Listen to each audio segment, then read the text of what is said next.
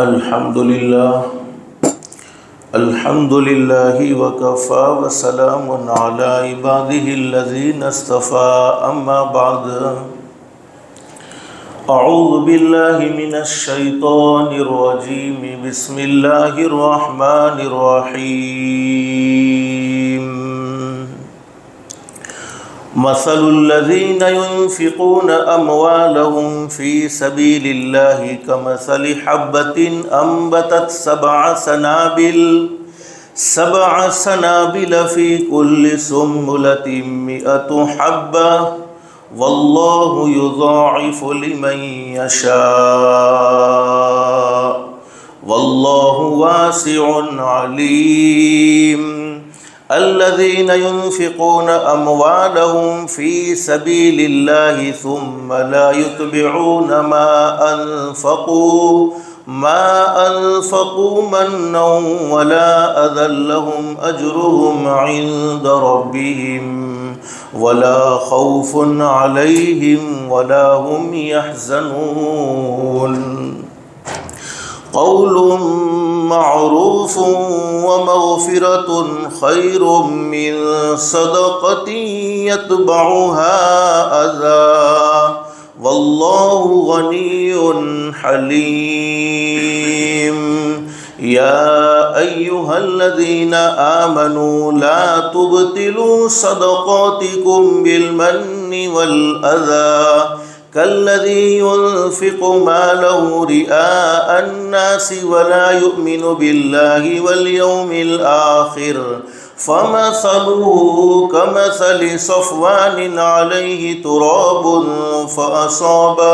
فأصابه وابل فتركه صلدا لا يقدرون على شيء مما كسبوا والله لا يهدي القوم الكافرين صدق الله العظيم رب اشرح لي صدري ويسر لي أمري واحلل عقدة من لساني يفقهوا قولي سبحانك لا علم لنا إلا ما علمتنا إنك أنت العليم الحكيم درود شریف پڑھ لیں اللهم صل على محمد وعلى آل محمد كما صليت على إبراهيم وعلى آل إبراهيم إنك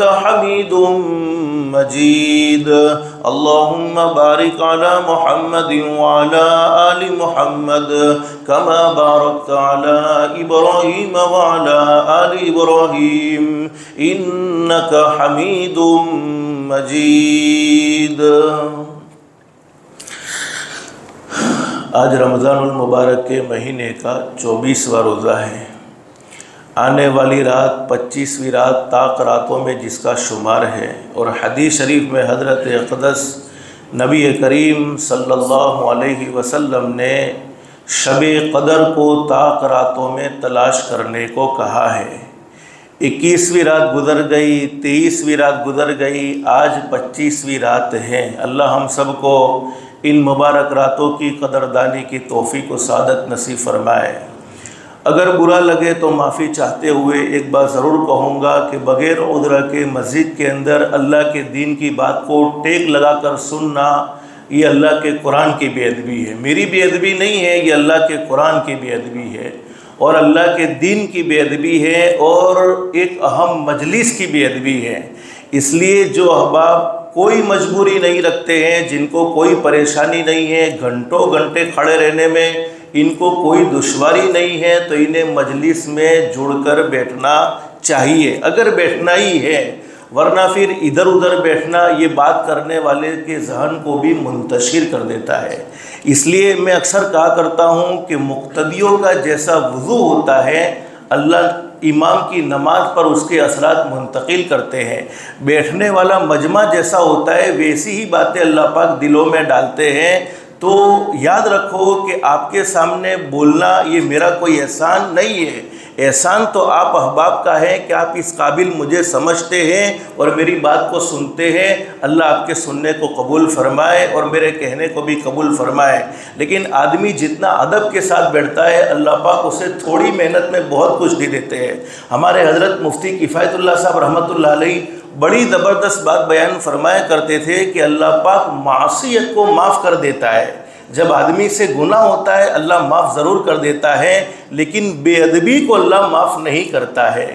بے ادبی اللہ کے نزدیک قابل قبول گناہ نہیں، قابل قبول یعنی معافی کے قابل گناہ نہیں ہے۔ اور حضرت پیر ذوالفقار صاحب نے مستقل اس کے متعلق ایک کتاب لکھی ہے، با ادب با نصیب بے ادب بد نصیب، یعنی جو ادب والا ہے اللہ نے اس کے مقدر بھی اچھے بنائے ہیں، اور جو بے ادبی کرنے والا ہے وہ پھوٹے ہوئے نصیبوں کا ہے۔ تو اللہ سے دل سے دعا کر لو اللہ ہم سب کو ادب کی دولت سے مالا مال فرمائے۔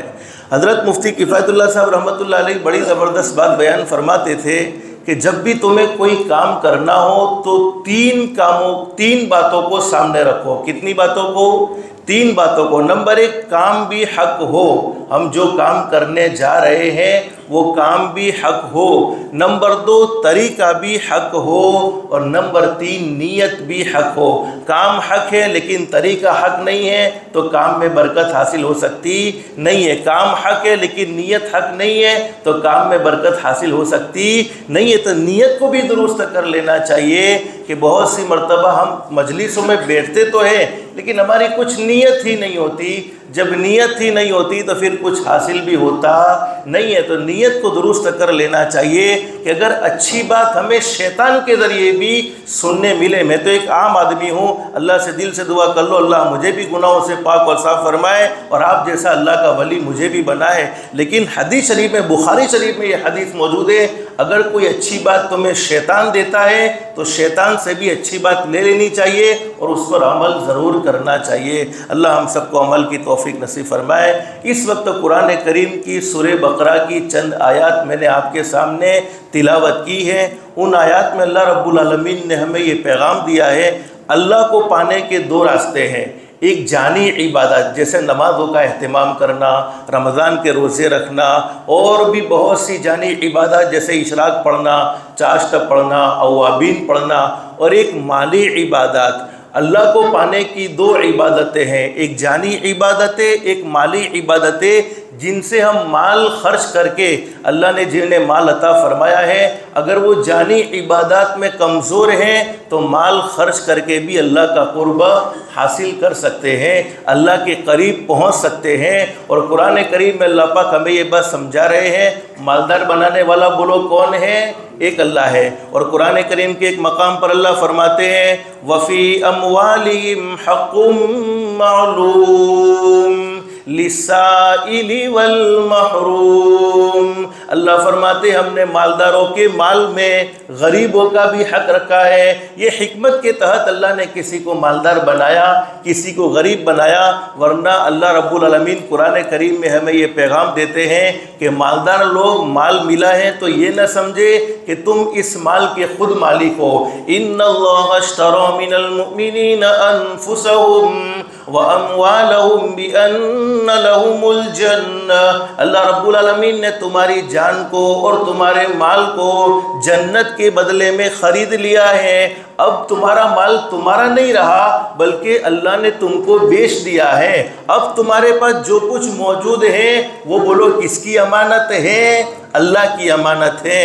اور جب امانت ہمارے پاس اس رب کی ہے تو اس رب نے جیسا ہمیں مال کا حق ادا کرنے کو کہا ویسا ہی ہمیں حق ادا کرنا چاہیے۔ تو مال کے ذریعے بھی آدمی، مالی عبادات کے ذریعے بھی آدمی اللہ کے بہت قریب ہو سکتا ہے۔ بخاری شریف میں حدیث موجود ہے، حدیث کے بیان کرنے والے حضرت ابو درداء رضی اللہ عنہ فرماتے ہیں نبی کریم صلی اللہ علیہ وسلم نے ارشاد فرمایا جب بھی سورج طلوع ہوتا ہے، یعنی جب صبح ہوتی ہے سورج نکلتا ہے، فرمایا نبی کریم صلی اللہ علیہ وسلم نے جب بھی سورج طلوع ہوتا ہے تو اس کو دونوں جانب 2 فرشتے مقرر ہوتے ہیں اور وہ آواز لگاتے ہیں۔ فرشتوں کی آواز جنات اور انسان کے علاوہ تمام کی تمام مخلوق سنتی ہیں۔ فرمایا کہ فرشتوں کی آواز جنات اور انسان کے علاوہ تمام کی تمام مخلوق سنتی ہے۔ فرشتے آواز لگاتے اے لوگو اپنے رب کی طرف آگے بڑھو، اپنے رب کی طرف لپکو، بے شک قلیل مال یعنی تھوڑا مال جو کفایت کرے، زندگی کے لیے کافی ہو جائے، کسی کے سامنے ہاتھ نہ پھیلانا پڑے، اس کثیر مال سے بہتر ہیں اور افضل ہیں جو غفلت پیدا کر دے۔ مال تھوڑا تھا، اس وقت اللہ کو راضی کرنا بہت آسان تھا، بڑھتا چلا گیا، اب آہستہ آہستہ نوافل کو چھوڑنا شروع کیا، پھر اللہ نے برکت دی، سنتوں کو چھوڑنا شروع کیا، پھر اللہ نے برکت دی، نتیجہ یہ ہوا کہ فرائض نماز کو بھی مسجد میں چھوڑنا شروع کیا، گھر پر پڑھنا شروع کر دیا، پھر آگے اور بڑھتا چلا گیا تو ہوا کیا کہ وہ فرض نماز جو گھر پر پڑھی جاتی تھی وہ بھی چھوڑ گئی۔ تو فرمایا نبی کریم صلی اللہ علیہ وسلم نے فرشتے آواز دیتے ہیں او لوگو اپنے رب کی طرف آگے بڑھو، یعنی نیکی کے کام میں زیادتی کرتے رہو۔ پھر فرمایا کہ جو مال تھوڑا ہو اور کافی کر جائے، زندگی کے لیے کافی ہو جائے، اس زیادہ مال سے بہتر ہے جو اللہ سے غافل کر دے۔ اور آگے اللہ قرآن کریم میں ایک مقام پر فرماتے ہیں یا ایھا الذین آمنوا لا تلہکم اموالکم ولا اولادکم عن ذکر اللہ۔ اللہ فرماتے ایمان والو ڈرتے رہنا، لا تلہکم کہیں تمہیں تمہارا مال تباہ و برباد نہ کر دے، کہیں تمہیں تمہاری اولاد کی محبت تباہ و برباد نہ کر دے۔ کیسے تباہ کرے گی، کیسے برباد کرے گی؟ عن ذکر اللہ، مال کی محبت میں، مال کو کمانے میں ایسے بیزی ہوئے کہ دین کی تمہیں کوئی پرواہ نہیں ہے، قرآن کریم کا کیا پیغام ہے اس کی تمہیں کوئی پرواہ نہیں ہے، نمازیں تمہیں کیسی ادا کرنی چاہیے، کس طریقے سے ادا کرنی چاہیے، اس کی تمہیں کوئی پرواہ نہیں ہے۔ بہت سے لوگ نمازوں کا اہتمام کرتے ہیں لیکن کبھی کسی نے یہ سوچا ہے کہ میں ایسی نماز پڑھتا ہوں جیسے میرے نبی نے پڑھی ہے، رمضان کے روزے رکھے، کیا میرا ایسا روزہ ہے؟ بھوکا پیاسا رہنا یہ روزہ نہیں ہے، روزہ اسی کا نام ہے۔ فرمایا نبی کریم صلی اللہ علیہ وسلم نے روزہ بھی ہونا ایسا چاہیے کہ ہماری آنکھ بھی کنٹرول میں ہو، کان بھی کنٹرول میں ہو، زبان بھی کنٹرول میں ہو، بلکہ بدن کے ہر عضو کا روزہ ہو۔ تو کیا فرمایا نبی کریم صلی اللہ علیہ وسلم نے؟ پھر وہ فرشتے آواز لگاتے اے اللہ جس کو تو نے مال دیا ہے، بولو مال دینے والا کون ہے؟ اللہ ہے، جس کو تو نے مال دیا ہے اور وہ اپنا مال نیک کاموں میں خرچ کرے، نیک کاموں میں خرچ کرتا ہے، اللہ تو اس کے مال کا تو اسے بہت بہترین جلد سے جلد بدلہ عطا فرما دے۔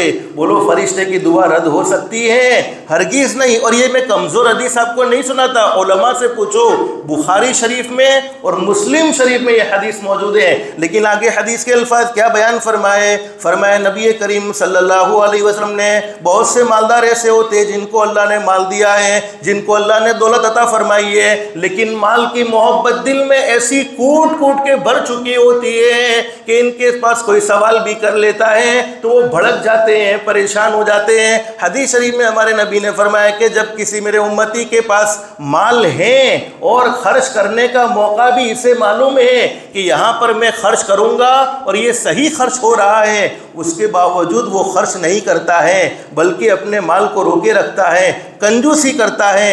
حدیث شریف کے الفاظ، فرشتے کہتے اللہ پاک تو اس کے مال کو جلد سے جلد تباہ و برباد فرما دے۔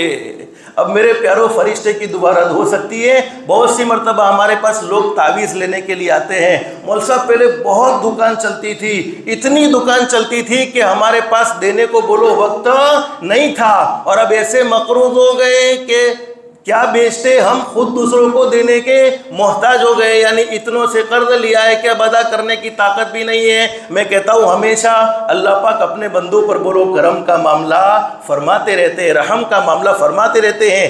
زندگی میں کوئی پریشانی آئی ہے، اپنی زندگی میں اعمال چیک کر لو، زندگی میں کوئی ایسا غلط کام تو نہیں ہو گیا ہے جس کے نتیجے میں اللہ پاک نے مال و دولت کی برکت کو ختم کر دیا ہے، جس کے نتیجے میں اللہ نے مقروض بنا دیا ہے۔ حضرت علی رضی اللہ تعالیٰ عنہ سے ہمارے نبی حضرت محمد رسول اللہ صلی اللہ علیہ وسلم نے ارشاد فرمایا، علی تمہاری سواری شرکس ہونے لگے تو اپنی سواری کو قصوروار مت ٹھہرانا، بلکہ اپنی زندگی میں عمل چیک کرنا کہ میں نے اللہ کو ناراض کرنے والا کوئی عمل تو نہیں کیا ہے۔ اللہ ہم سب سے راضی ہو جائے۔ اللہ سے دل سے دعا کر لو رمضان کے مبارک مہینے میں اللہ ہر ایک کو بیت اللہ کی، کعبۃ اللہ کی حاضری نصیب فرمائے۔ حدیث شریف میں لکھا ہے کہ ایک مرتبہ ہمارے آقا تاجدار مدینہ محمد الرسول اللہ صلی اللہ علیہ وسلم حرم مکہ میں داخل ہوئے، بیت اللہ میں داخل ہوئے۔ آپ کی نظر یعنی ہمارے آقا تاجدار مدینہ محمد الرسول اللہ صلی اللہ علیہ وسلم کی نظر ایک ایسے شخص پر پڑی، اور ہمارے نبی کا گزر ایک ایسے آدمی کے پاس سے ہوا جو بیت اللہ کی دیواروں کو چمٹ کر رو رہا تھا، اور بیت اللہ کی دیواروں کو چمٹ کر اللہ سے معافی مانگ رہا تھا۔ اب میرے پیاروں، آج بھی بہت سے حاجی جاتے ہیں، بیت اللہ کی دیواروں کو چمٹ کر روتے بھی ہیں، اللہ سے معافی مانگتے بھی ہیں، اور وہ معافی مانگ رہا تھا اور کہہ رہا تھا کہ اس بیت کی یعنی اس گھر کی، اللہ کے گھر کی عظمت و حرمت کے صدقے تو میری مغفرت فرما دے۔ حضرت نبی کریم صلی اللہ علیہ وسلم نے اس آدمی کی یہ دعا کو سن لیا، اور ہمارے نبی نے فرمایا، اے اللہ کے بندے، اپنی حرمت کے واسطے سے دعا مانگ، اس لیے کہ اللہ کے یہاں مومن کی حرمت بیت اللہ کی حرمت سے بھی زیادہ ہے۔ اسی لیے تو حدیث شریف میں ہمارے نبی نے فرمایا کہ کوئی میرا امتی 100 مرتبہ کعبۃ اللہ کو توڑ دے رہے، بولو ایسی غلیظ حرکت کوئی کر سکتا ہے؟ کوئی میرا امتی 100 مرتبہ کعبۃ اللہ کو توڑے، گرائے، نعوذ باللہ، اور میں محمد کہو صلی اللہ علیہ وسلم اپنے ہاتھوں سے بناؤں، مجھے اس پر اتنا کوئی افسوس نہیں ہے جتنا ایک مسلمان کے دل پر سوئی کے ناکے کے برابر تکلیف پہنچانے پر افسوس ہوتا ہے۔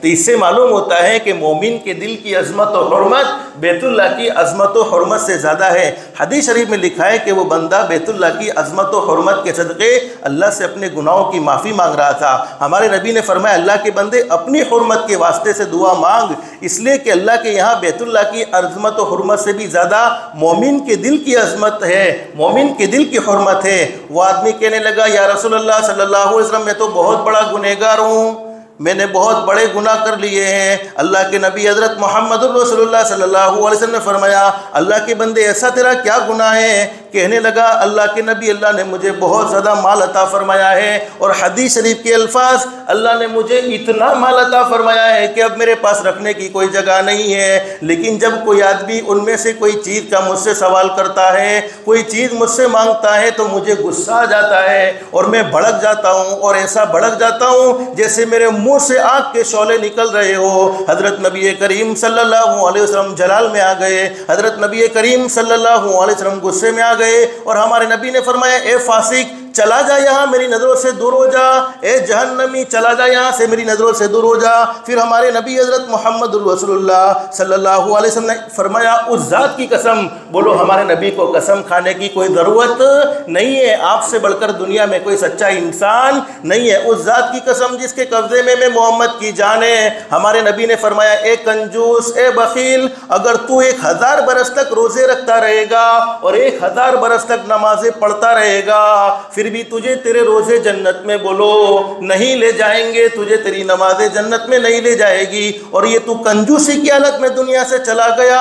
تو فرمایا نبی کریم صلی اللہ علیہ وسلم نے، جہنم کے علاوہ تیرے لیے کوئی راستہ نہیں ہے، بلکہ جہنم میں تجھے ذلت کے ساتھ داخل کر دیا جائے گا۔ پھر ہمارے نبی نے فرمایا، کیا تجھے معلوم نہیں کنجوسی کفر کا شعبہ ہے، اور کفر کا ٹھکانہ جہنم ہے، اور سخاوت ایمان کا شعبہ ہے، اور ایمان کا ٹھکانہ بولو جنت ہے۔ ایک حدیث میں حضرت نبی کریم صلی اللہ علیہ وسلم نے ارشاد فرمایا، بخیل آدمی، کنجوس آدمی اللہ سے دور، جنت سے دور، لوگوں سے دور اور جہنم کے قریب، اور سخی آدمی اللہ کے قریب، جنت کے قریب، لوگوں سے قریب اور جہنم سے دور۔ تو ان آیات میں اللہ رب العالمین نے خرچ کرنے کی تاکید بیان فرمائی ہے، اور خرچ کرنے پر انعام یہ فرمایا ہے۔ میں قرآن کریم کی آیات کا آپ کو مفہوم سنا رہا ہوں۔ اللہ فرماتے، میرے بندو تم 1 دو گے، میں 700 دوں گا، اور اگر اخلاص زیادہ ہوگا واللہ یضاعف لمن یشاء، میں اور بھی بڑھاتا چلا جاؤں گا۔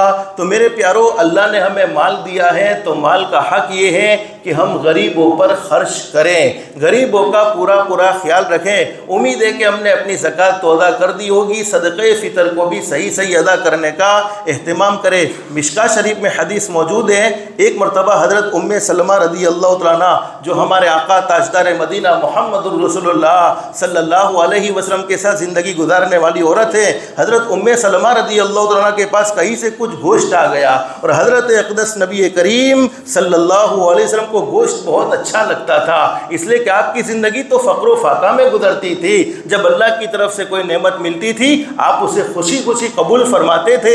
حضرت ام سلمہ رضی اللہ تعالیٰ کے پاس کہیں سے کچھ گوشت آ گیا، حضرت نبی کریم صلی اللہ علیہ وسلم کو گوشت بہت اچھا لگتا تھا، اس لیے حضرت ام سلمہ رضی اللہ تعالیٰ نے اپنی خادمہ سے فرمایا کہ یہ گوشت طاق میں یعنی اچھی پلیٹ میں رکھ دو، تاکہ میرے محبوب حضرت محمد رسول اللہ صلی اللہ علیہ وسلم تشریف لائیں گے تو میں اپنے محبوب کو حضرت اقدس کو یہ گوشت پیش کر دوں گی۔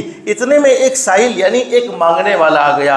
اب دیکھو ہمارے نبی حضرت محمد رسول اللہ صلی اللہ علیہ وسلم نے اپنی امت کو کیا پیغام دیا ہے۔ اتنے میں ایک سائل مانگنے والا آ گیا اور دروازے پر کھڑے ہو کر یہ آواز دی، اللہ کے نام پر کچھ دے دو، اللہ تمہیں برکت دے گا۔ علماء نے لکھا ہے کہ جب کوئی آدمی مانگنے والا آئے، تمہارے پاس دینے کی طاقت ہے دے دو، نہیں طاقت ہے خاموشی اختیار کر لو، اس کے ساتھ بدتمیزی کا معاملہ مت کرو، اس کو اپنی زبان سے کوئی ایسی بات نہ کہہ دو کہ اس کے دل کے ٹکڑے ٹکڑے ہو جائے۔ اگر اس کے دل کے ٹکڑے ٹکڑے ہو گئے، جتنے تم دولت مند آج نظر آتے ہو، وہ دن دور نہیں ہے کہ اس کی صف میں تم بھی کھڑے ہو جاؤ۔ یہ میں اپنی مرضی سے نہیں کہتا، حدیث شریف میں حضرت اقدس نبی کریم صلی اللہ علیہ وسلم نے اپنی امت کو یہ پیغام دیا ہے۔ اب سائل مانگنے والا آیا دروازے پر، اس سائل نے آواز دی، اللہ کے نام پر اگر کچھ ہے تو مجھے دے دو۔ گھر میں سے آواز آ گئی، خدا تجھے برکت دے، یعنی خدا تجھے برکت دے کا مطلب یہ ہے کہ ہمارے پاس ابھی دینے کو کچھ ہے نہیں۔ اس لفظ میں یہ اشارہ تھا کہ کوئی چیز دینے کی موجود نہیں ہے۔ وہ سائل تو بیچارہ چلا گیا، گھر میں سے کچھ ملا نہیں، چلا گیا۔ بہت سے سائل مانگنے والے آتے بھی ہیں، اللہ کے نام پر دے دو اس کا بھی بھلا، نہ دے اس کا بھی بھلا۔ اب وہ سائل تو چلا گیا۔ اتنے میں حضرت اقدس نبی کریم صلی اللہ علیہ وسلم گھر میں تشریف لائے اور فرمایا ام سلمہ رضی اللہ تعالیٰ سے تمہارے پاس کھانے کی کوئی چیز ہے؟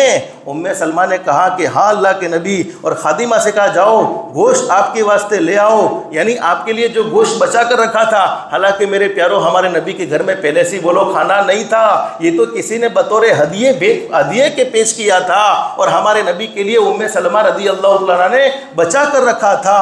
تو خادمہ سے کہا کہ جاؤ گوشت لے کر آؤ۔ اب خادمہ گوشت لینے گئی تو کیا عجیب منظر دیکھتی ہے کہ وہاں تو گوشت کا تو کوئی نام و نشان نہیں۔ اب گوشت اسے نظر آتا ہی نہیں ہے، فقط ایک سفید پتھر کا ٹکڑا رکھا ہوا تھا۔ حضرت اقدس نبی کریم صلی اللہ علیہ وسلم نے چونکہ حضرت اقدس کو گوشت پسند تھا، تو حضرت اقدس نبی کریم صلی اللہ علیہ وسلم کی عادت شریفہ تو یہ تھی کہ وہ اپنے پر دوسروں کو ترجیح دیتے تھے، اور اپنی ذات کو اگر بھوکا رکھنا پڑے تو پسند کر لیتے تھے، لیکن مانگنے والے کو کبھی آپ کی طرف سے نہ نہیں ہوتا تھا، بلکہ کبھی کبھی ایسا بھی ہوتا تھا کہ آپ کے پاس کچھ نہیں ہوتا تھا تو دوسرے سے بھی لے کر اس کی مدد ضرور کرتے تھے۔ چونکہ حضرت ہمارے نبی نے جب یہ سفید پتھر کا ٹکڑا دیکھا تو ہمارے نبی نے فرمایا تم نے سائل کو نہیں دیا، اس لیے وہ گوشت پتھر بن گیا۔ علماء نے لکھا ہے کہ غور کیجئے، خدا کے نام پر نہ دینے کی یہ نحوست ہوئی کہ اس گوشت کی صورت بگڑ گئی اور پتھر بن گیا۔ اسی طرح جو شخص سائل سے بہانہ کر کے یعنی غریبوں سے بہانہ کر کے خود کھاتے ہیں، حقیقت میں وہ پتھر کھا رہے ہیں، جس کا اثر یہ ہے کہ سنگ دلی اور دل کی سختی بڑھتی چلی جاتی ہے۔ آج ہمارے دل پتھر کیوں بن گئے ہیں؟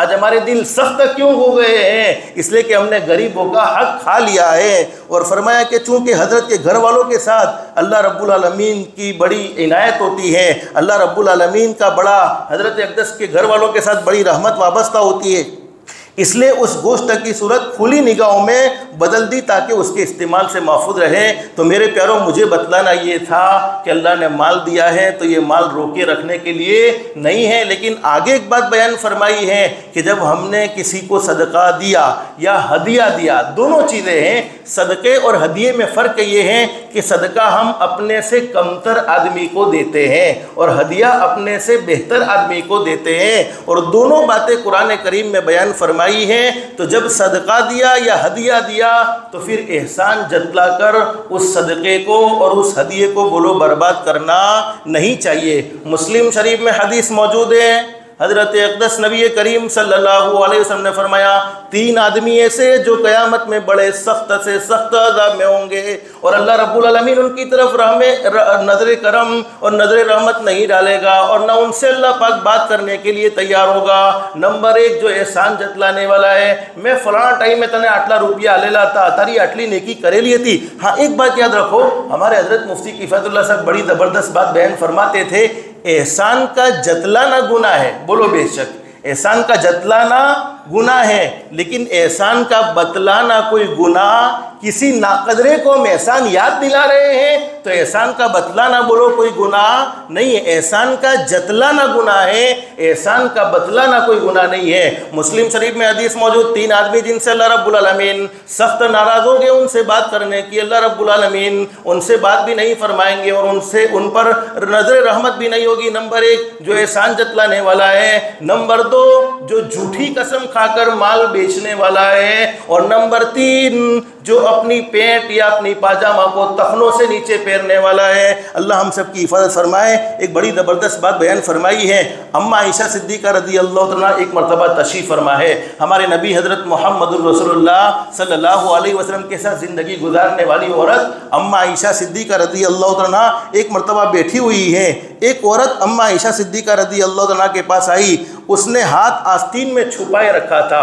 عورت جو اماں عائشہ کے پاس آئی تو اس نے اپنے ہاتھ کیا کیا تھا، ظاہر نہیں کیا بلکہ اپنے آستین میں چھپا دیا۔ حضرت عائشہ رضی اللہ عنہا نے پوچھا کہ تیرا ہاتھ باہر کیوں نہیں نکالتی، یعنی ہاتھ کو چھپا کر کیوں رکھتی ہے، ہاتھ کو باہر ظاہر کیوں نہیں کرتی؟ اس نے جواب دینے سے اعراض کر لیا، یعنی کوئی جواب نہیں دیا، جیسے ہم اس کو اپنی زبان میں کہتے ہیں، اس سوال کو اس نے اگنور کر دیا، یعنی سنا نہ سنا ایسا کر دیا۔ حضرت عائشہ صدیقہ رضی اللہ عنہا نے فرمایا کہ تجھے ضرور بتانا ہوگا کہ آخر کیا معاملہ ہے، تم اپنے ہاتھ کو ظاہر کیوں نہیں کرتی؟ اس عورت نے کہا ام المؤمنین قصہ یہ ہے کہ میرے والد صاحب، وہ عورت کہہ رہی ہے جس نے اپنا ہاتھ چھپایا ہوا تھا، کہ میرے والد صاحب تو بہت زیادہ سخی تھے، صدقے کا بڑا شوق رکھتے تھے، اور والدہ بہت زیادہ کنجوس تھی، اور میرے والد صاحب جب صدقہ کرتے تھے تو میری والدہ اس کو پسند نہیں کرتی تھی۔ آج بھی بہت سی مرتبہ ہوتی ہیں گھیرے پوچھو پڑے، مہمان نے کھوڑا ہوا ہے تو پہلے گھیرے پوچھو پڑے، بھئی اللہ نے تجھے حکیم بنایا ہے، تجھے گھر کا حاکم بنایا ہے، اگر تیری بیوی حقیقت میں فرما بردار ہے تو تجھے پوچھنے کی بولو کوئی ضرورت نہیں ہے۔ یا پھر کوئی بھی معاملہ ہوتا ہے گھیرے پوچھو پڑے، تو وہ عورت کیا کہہ رہی ہے کہ میرے والد صاحب تو صدقے کے بڑے شوقین تھے، یعنی جہاں بھی خرچ کرنے کا موقع ہوتا تھا آنکھیں بند کر کے خرچ کر دیتے تھے، لیکن میری والدہ، میری اماں اس کو ناپسند کرتی تھی۔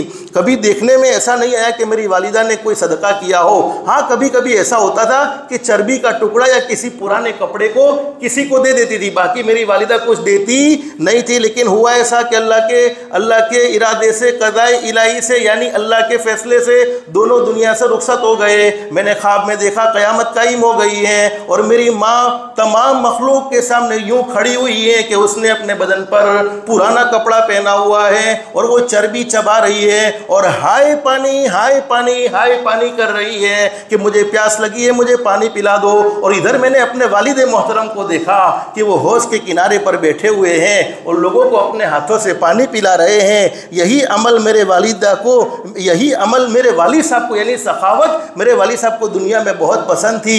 میں نے ایک پیالہ پانی کا لے کر اپنی والدہ کو پلایا، اس لیے کہ میرے والدہ تو سخاوت کو پسند نہیں کرتی تھی، وہ قیامت کے میدان میں ہائے پانی ہائے پانی ہائے پانی ہائے پیاس چلا رہی تھی۔ تو میں نے اپنے والدہ کو پانی پلایا، اور پانی جب میں نے اپنے والدہ کو پیش کیا تو اللہ کی طرف سے آواز آئی، جس نے اسے پانی پلایا ہے اس کا ہاتھ شل ہو جائے، یعنی اس کا ہاتھ بیکار ہو جائے۔ چنانچہ جب میں صبح میں اٹھی تو میرا ہاتھ بیکار ہو چکا تھا۔ یہ تنبیہ الغافلین میں یہ روایت موجود ہے۔ کبھی کبھی ایسے واقعات اللہ پاک ہماری عبرت کے لیے ظاہر کر دیتے ہیں۔ اللہ ہم سب کو سخی بنائے اور اللہ ہم سب کو سخاوت کا جذبہ نصیب فرمائے۔ آپ نے ایک صحابی کا نام سنا ہے، حضرت عثمان رضی اللہ عنہ، بڑے اونچے درجے کے صحابی ہیں، مدینے کے مالداروں میں ان کا کا شمار تھا۔ ایک مرتبہ ہمارے آقا تاجدار مدینہ محمد الرسول اللہ صلی اللہ علیہ وسلم کے پاس ایک آدمی مانگنے والا آ گیا۔ اللہ کے نبی کی عادت شریفہ یہ تھی کہ آپ کے پاس کچھ ہوتا تو آپ اپنی طرف سے دے دیتے تھے، نہیں ہوتا تھا تو آپ کیا کرتے تھے، دوسرے کا پتہ بتا دیتے تھے، اور ہم کہتے بھی ہیں دے دے، دلا دے، یا دینے والے کا پتہ بتلا دے۔ حضرت نبی کریم صلی اللہ علیہ وسلم نے جب اس آدمی کو پتہ بتلایا حضرت عثمان رضی اللہ عنہ کا، اس لیے کہ آپ حضرت عثمان رضی اللہ عنہ مدینہ کے مالداروں میں ان کا شمار تھا اور بڑے سخی آدمی تھے۔ حضرت عثمان رضی اللہ عنہ کے گھر پر جب وہ پہنچا تو حضرت عثمان رضی اللہ عنہ اپنی بیوی سے لڑ رہے ہیں۔ جیسے ہمارا بھی جھگڑا ہوتا ہے، بیوی سے کبھی کبھی جھگڑا ہوتا ہے، حضرت عثمان اپنی بیوی سے لڑ رہے، اور کس معاملے میں؟ جیسے ہم بیوی سے ظلمن لڑتے ویسا نہیں، بلکہ بیوی نے کیا کیا ہوا ہے، اس زمانے میں ایسی لائٹیں نہیں تھی، LED لائٹیں نہیں تھی، چراغ جلایا جاتا تھا، اس میں رسی ڈالی جاتی تھی اور رسی جلتی تھی، اندر تیل ہوتا تھا، تو بیوی نے رسی کو تھوڑا موٹا یعنی ہماری زبان میں جاڑا رکھا ہوا تھا، تو حضرت عثمان رضی اللہ عنہ اپنی بیوی کو کہہ رہے ہیں کہ تو نے تیل میں رسی کو جاڑا کیوں رکھا ہے، موٹا کیوں رکھا ہے؟ اس لیے کہ اس کی وجہ سے تو تیل زیادہ استعمال ہو جاتا ہے۔ اب وہ سوچنے لگا مانگنے والا کہ اللہ کے نبی نے مجھے کیسے کنجوس آدمی کے پاس بھیجا ہے کہ اتنے سے معاملے میں اپنی بیوی سے لڑتا ہے، تو وہ میری کیا ہیلپ کرے گا، وہ میری کیا مدد کرے گا؟ اور کنجوس مکھی چوس کبھی بھی کسی کی ہیلپ نہیں کر سکتا، نہیں، وہ بہانے ضرور بنائے گا، وہ کبھی بھی ہیلپ نہیں کر سکتا۔ اور کنجوس مکھی چوس کی عادت تو یہ ہوتی ہے کہ وہ اپنی ذات پر بھی خرچ نہیں کرتا، تو مکھی چوس کی طرف سے اگر کوئی ہیلپ نہ ملے تو سوچ لینا چاہیے کہ وہ اپنی ذات پر بھی بولو خرچ کرتے نہیں ہیں۔ اللہ سے سخاوت کا جذبہ مانگنا چاہیے۔ سخاوت اللہ کی بہت بڑی نعمت ہے، جن کو اللہ رب العالمین نے سخاوت کا جذبہ دیا ہے، وہ خود اس صفت پر عمل کر کے اپنی زندگیوں کا سکون و اطمینان دیکھ سکتے ہیں کہ اللہ نے کتنا سکون و اطمینان انہیں نصیب فرمایا ہے۔ تو لیکن سوچا یہ کہ بھیجا بولو کس نے تھا؟ ارے بولو نے کس نے بھیجا تھا؟ اللہ کے نبی حضرت محمد الرسول اللہ صلی اللہ علیہ وسلم نے بھیجا تھا۔ اب سائل نے ہاتھ پھیلایا حضرت عثمان رضی اللہ تعالیٰ عنہ کے پاس، اور ہاتھ پھیلایا تو حضرت عثمان سے جتنا مانگا تھا اس سے کئی گنا زیادہ، یعنی وہ مانگنے والے کو ایسی امید بھی نہیں تھی کہ مجھے اتنا مل سکے گا، بس اس نے تو اللہ کے نبی نے کہا ہے، پہلے ہی دل میں بدزنی تو آ گئی تھی۔ اسی لیے علماء فرماتے ہیں کہ کسی پر بدزن ہونے سے پہلے اس کی پوری تحقیق کر لو، بعد میں دل میں گمان پیدا کرو، اس سے پہلے دل میں گمان بولو پیدا مت کرو۔ اور موت عافیت والی چاہتے ہو، کلمے والی چاہتے ہو، ایمان والی چاہتے ہو، عزت والی چاہتے ہو، اپنے دل کو لوگوں کے بارے میں برے گمان سے پاک اور صاف کر دو، اللہ عزت والی، کلمے والی، عافیت والی موت نصیب فرمائے گا۔ اب اس آدمی نے صاف پوچھ لیا، چونکہ وہ سچائی کا دور تھا کہ حضرت میرے کو تو آپ کے بارے میں یہ بات آ گئی تھی، آپ اتنے چھوٹے سے معاملے میں اپنی بیوی سے لڑنے لگے، اور میں نے تو سوچا کہ آپ اتنے کنجوس آدمی ہیں تو میری کیا ہیلپ کریں گے، میری کیا مدد کریں گے؟ تو حضرت عثمان رضی اللہ عنہ نے کیا خوبصورت جواب دیا، کہنے لگے کہ میں اپنی بیوی سے جس مال کے بارے میں لڑ رہا تھا اس مال کا تو کل مجھے اللہ کو حساب دینا ہے۔ کیا کہا؟ میں جس مال کے بارے میں اپنی بیوی سے لڑ رہا تھا اس مال کا تو کل مجھے اللہ کو حساب دینا ہے، اور جو مال میں نے تجھے دیا ہے اس مال کا تو کل مجھے اللہ سے حساب لینا ہے۔ حضرت ابوبکر صدیق رضی اللہ عنہ کتنے زبردست سخی آدمی تھے۔ ایک مرتبہ حضرت ابوبکر صدیق رضی اللہ عنہ کے پاس کچھ مال جمع ہو گیا اور وہ ہمارے آقا کو ہدیہ دینا چاہتے تھے۔ ہدیہ دینا بھی ہو تو ادب کا لحاظ رکھنا چاہیے، اور میرے پیارو ہمیشہ یاد رکھو، آج ہم چھوٹی چھوٹی غلطی کی وجہ سے اپنے صدقے اور اپنے ہدیے کو برباد ضائع کر دیتے ہیں۔ قرآن کریم میں آگے وہی مضمون ذکر کیا گیا ہے۔ اب حضرت ابوبکر صدیق مصلی بچھا کر رو رہے ہیں، اللہ سے مانگ رہے ہیں کہ اللہ میرے پاس بہت ساری رقم جمع ہو گئی ہے اور میں اپنے محبوب کو ہدیہ دینا چاہتا ہوں۔ اور میرے پیارو ہمارے نبی بولو اپنی ذات کے بارے میں کبھی حریص اور لالچی نہیں تھے۔ ہمارے نبی کسی سے بولو کوئی امید رکھنے والے، ہمارے نبی اس بات کے ضرور لالچی تھے کہ میرا امتی جنتی بن جائے، میرا امتی اللہ کو پہچان لے۔ اسی لیے میں اکثر علماء سے بھی کہتا ہوں، اپنی ذات سے بھی کہتا ہوں اور سب سے کہتا ہوں، ہمیں دنیا والوں کے پاس کیا ہے اس سے ہمیشہ بے نیاز رہنا چاہیے، حریص نہیں رہنا چاہیے۔ دل کی لالچ اور زبان کا سوال یہ انسان کو ذلیل کیے بغیر بولو رہتا نہیں ہے، اور جو وقت اس کے دل میں پہلے ہمارے بارے میں تھی وہ وقت بعد میں سوال کرنے کے بعد رہتی نہیں ہے۔ اللہ نے مقدر کا دیا ہے، بغیر مانگے بھی اللہ ضرور عطا فرمائے گا، اور اللہ پر یہ بھروسہ ہوگا۔ کھل کر ہم کب کسی کو حق بات سمجھا سکتے ہیں؟ جب ہم لوگوں کے ہدیوں سے اور لوگوں کی عطایا سے بے نیاز رہیں گے تب، ورنہ تو پھر پیلی فلانی بات کہیس تو فلانو ناراض تھی، جیسے فلانی بات کہیس تو فلانو ناراض تھی، اے تھائے پیدا کرنے والا اللہ بولو ناراض نہیں ہونا چاہیے۔ ابو بکر صدیق رو رہے ہیں، بیوی نے پوچھا ارے رقم جمع ہو گئی ہے، اللہ کے نبی کے پاس پہنچا دو۔ کہا روتا اس لیے ہوں کہ جب اللہ کے نبی کو مال دوں گا تو دینے والا ہاتھ اوپر ہوتا ہے، لینے والا ہاتھ نیچے ہوتا ہے۔ کیا کہہ رہے ہیں؟ دینے والا ہاتھ اوپر اور لینے والا ہاتھ نیچے، تو مجھے میرے محبوب کی یہ بے ادبی برداشت نہیں ہے، مجھے میرے محبوب کی یہ بے ادبی برداشت نہیں ہے کہ میرا ہاتھ دینے والا اوپر ہو اور میرے محبوب کا ہاتھ یہ نیچے آ جائے۔ جن کے دلوں میں حضرت نبی کریم صلی اللہ علیہ وسلم کا اتنا احترام تھا، بولو وہ قرآن کا کتنا احترام کرتے ہوں گے، وہ حدیث کا کتنا احترام کرتے ہوں گے، وہ دین کا کتنا احترام کرتے ہوں گے۔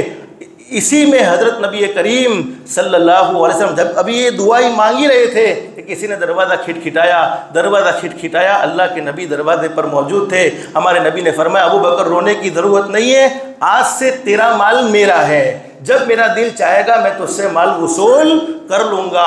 تو میرے پیارو، اللہ نے مال دیا ہے، سخاوت کا خاص طور پر اہتمام کریں۔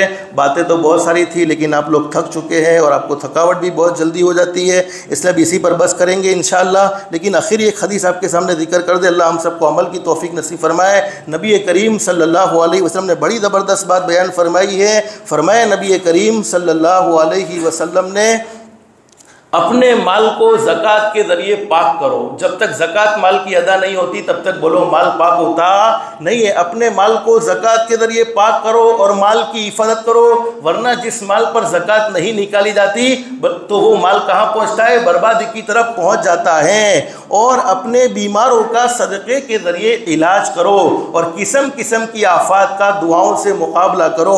اور ایک حدیث میں حضرت نبی کریم صلی اللہ علیہ وسلم نے ارشاد فرمایا، جب کوئی قوم بدعہدی کرتی ہے یعنی وعدہ خلافی کرتی ہے، اور جب کوئی قوم بدعہدی کرتی ہے تو اللہ پاک اس قوم کو قتل و غارت میں مبتلا کر دیتے ہیں، اور جب کوئی قوم میں بے حیائی پھیل جاتی ہے تو اللہ پاک ان پر موت مسلط فرما دیتے ہیں، اور جب کوئی قوم زکوٰۃ روک لیتی ہے تو اللہ پاک ان سے بارش کو روک لیتے ہیں۔ اس لیے خاص طور پر اللہ نے مال دیا ہے تو سخاوت کا خاص طور پر اہتمام کرو، اپنی زکوٰۃ کو ہرگز نہ روکو۔ جو شخص 5 چیزیں روکتا ہے اللہ رب العالمین اس سے بھی 5 چیزیں روک لیتے ہیں۔ جو زکوٰۃ روک لیتا ہے اللہ اس سے مال کی حفاظت بولو روک لیتے ہیں۔ جو صدقہ روک لیتا ہے یعنی للہ رقم سے خرچ کرنا چھوڑ دیتا ہے اللہ اس سے عافیت چھین لیتے ہیں، یعنی پھر اسے کبھی عافیت نصیب ہوتی۔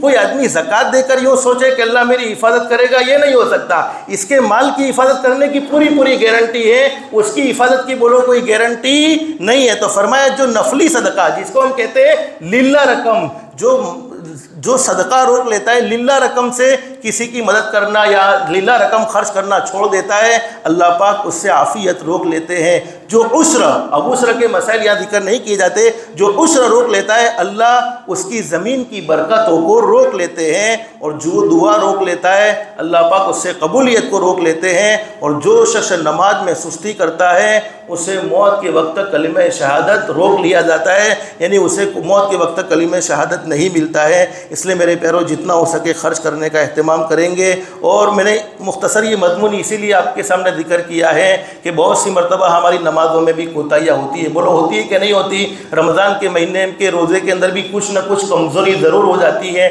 اب ہم ان نمازوں کی کوتاہیوں کو بولو پوری کرنے کی طاقت بھی بولو رکھتے نہیں ہے۔ اب ایسا ہو سکتا ہے کہ ہم پورے رمضان کے پھر سے روزے رکھنا شروع کریں، نہیں ہمارے پاس اتنی طاقت ہی نہیں ہے، یا کل کی یوں کہہ دیا جائے کل کے کئی 5 وقت کی کل جو نمازیں آپ نے پڑھی ہیں اس کی قضا کر لینا، تو بھی بولو ہمارے لیے قضا کرنا بہت مشکل ہے۔ تو یہ مالی عبادات کے ذریعے یہ جانی عبادات کی کمزوریاں اللہ کے فضل و کرم سے اللہ پاک دور فرما دیں گے، اور ان میں جو کمی رہ گئی ہے اللہ پاک اس کی کسر کو اپنے فضل و کرم سے عافیت کے ساتھ پورا کر دیں گے۔ روزانہ کی طرح آج بھی ایک دعا آپ کو بتلا دوں، اور اس دعا کا اہتمام کرنے کی برکت سے اللہ پاک امن و امان اور سکون و اطمینان والی زندگی نصیب فرمائے گا۔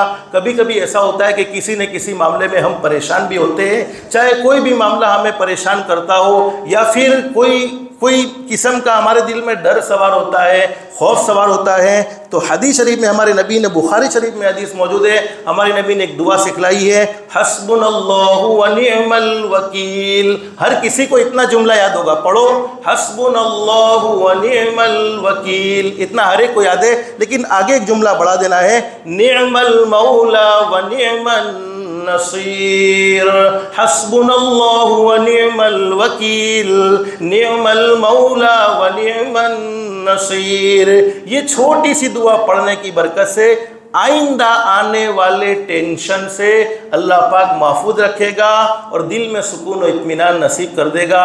تو اس سے بڑی بولو کوئی نعمت ہو سکتی ہے؟ جس کو دل کا سکون مل جائے، جس کو دل کا اطمینان مل جائے، اللہ سے دل سے دعا کر لو، اللہ ہماری دنیا بھی بہتر سے بہتر بنائے، آخرت بھی بہتر سے بہتر بنائے، اللہ کے احکام کے مطابق، حضرت نبی کریم صلی اللہ علیہ وسلم کے طریقے کے مطابق زندگی گزارنے کی توفیق و سعادت نصیب فرمائے۔ اللہ پاک ہم سب کو کہنے سننے سے زیادہ اخلاص، استخلاص اور استقامت کے ساتھ عمل کی توفیق نصیب فرمائے، آمین یا رب العالمین۔ وآخر دعوانا ان الحمدللہ رب العالمین۔ کسی کو کوئی بات پوچھنی ہے؟